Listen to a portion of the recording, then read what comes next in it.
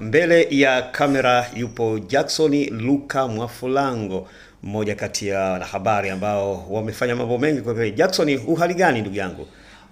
Buheri wa afya. Kimya sana. Kimya hiki kila maana gani? Kimya kingi kina mshindo mkubwa. Na ndio maana nimekuja kutoa kishindo ndani ya Star TV.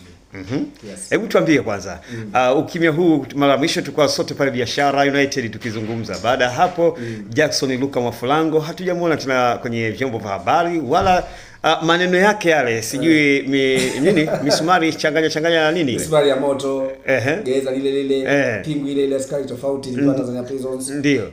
Ujue ukishakuwa umeolewa lazima uwe mtiifu wa ndoa. Kwa hiyo kwa kuwa nilikuwa na mkataba na watu, nikawa tiifu mkataba kwa ulivyoisha. Nafikiri kuanzia ligi itakavyoisha msimu wa mashindano wa TFF nitaanza kurudi katika hali yangu. Naelekea wapi tusubiri. Kwa hiyo sasa watu wasubiri yale maneno tena anaweza karejea. Tena Dimoso atasikia sana na FA na Star TV. Yale maneno huwa unatoa wapi Jackson Luka Mwafulango? Kitabu kikosi maandishi shehe. Kilipoandikwa basi mtu atasoma. Tanzania kuna wasemaji wengi kweli kweli. Basi na shaka naona wafuatilia hapa. Msemaji gani kwa kweli unasema huyu msemaji huyu mimi na mimi ananivutia kile ambacho anachokifanya. Mimi mwenyewe. Wewe mwenyewe. Alafu wa pili ni yule ambaye ninasema alianzisha mambo ya usemaji yote, Tobias Kifaru Galambwiki. Ujue kwa nini Tobias Kifaru? Wewe ushaona mtu wa kamati ya maadili wamemuita au wamempa onyo? Na hakuna. Ushaisikia kagombana mtu yote? Basi mimi mwenyewe tangu nimeanza kazi ya afisa habari mwaka 2014 nikiwa na Alliance Football Club. Sijaipewa hata onyo na kamati yoyote ya maadili.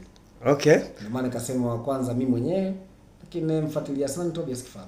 Haupati wakati mwingine maumivu ndani ya moyo wako ukiona timu yako ambayo umeasisi usemaji na wewe kwenye klabu ya Alliance haipo ligi kuu tena? Naumia kwa sababu ndoto za mwenye timu marehemu James Marwagwile ilikuwa ni kuona timu inakuwa kubwa na tulifanikiwa. Ujue Dimoso hakuna kazi ngumu kama kuifanya timu itoke chini kuja kwa timu kubwa.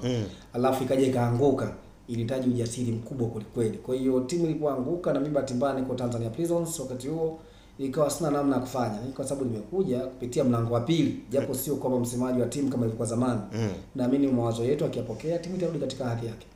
Wachezaji gani ambao walipita kwenye mikono yako salama wakati uko Alliance sasa unajivunia kwamba hawa ni vijana wangu? Mimi wako wengi. Kwanza nikutajia wenyewe wananiita mimi si ni baba yao mlezi si niseme japo nafikiri umri wa kuzaa sina. Atnas Nehemia Mdamu. Okay. Mchezaji ambaye kwangu mimi sijui nafikiri wanasema Mungu anakupangia. Yeye atakiwa awe star mkubwa nchi hii. Hans Masudi ni mchezaji ambaye tangu anakuja akiwa mtoto mdogo sana. Ndio hii Mwenyezi Mungu amejalia yuko KMC. Martin Kigi engineer. Yuko TMA sasa. Kacheza Alliance, kacheza JK Tanzania, kacheza timu nyingi sasa yuko TMA. Geoffrey Luseke Kigi sasa yuko Police Tanzania, kacheza Mtibwa Sugar, kacheza nini? Wote ni wachezaji wa Alliance. Lakini goalkeeper Kevin Richard K. Sijui kwa nini. K kizungumzia Alliance lazima umtaje Kevin Richard K.